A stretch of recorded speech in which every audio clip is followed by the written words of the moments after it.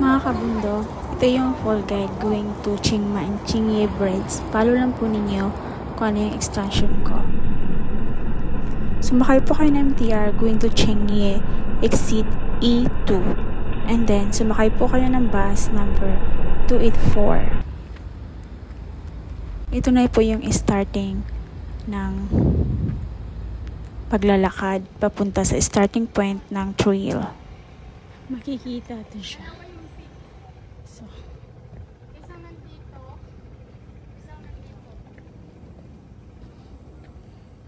continue lang po yung ating paglalakad. Lahat po kanan. Basta kanan lang po kayo lagi, kanan. Hindi po kayo maliligaw hanggang makita niyo yung last pavilion.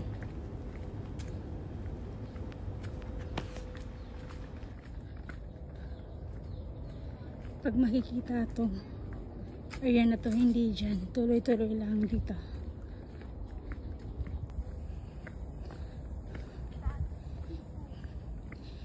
Dito tayo, guys. May makikita kayo.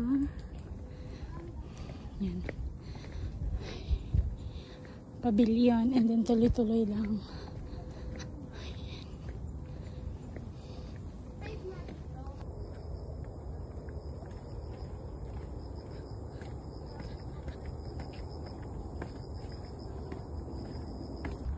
And then, pag makita natin yung pavilion na to, the second pavilion from the start of the trail.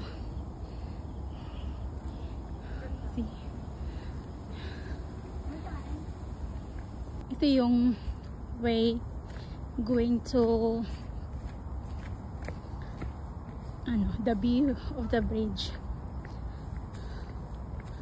Actually, marami siyang damo. It's not there. This one. Not this way. So, this way. So, pag makita nyo tong kahoy na to, ito yung daan na. From here, kaya pag may tumbang kahoy, this one. Ito. Diretso lang until sa baba. And this side. Sorry.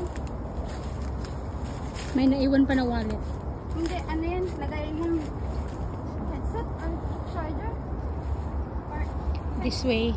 Ito na yung way. I'm going to down. Kasi kung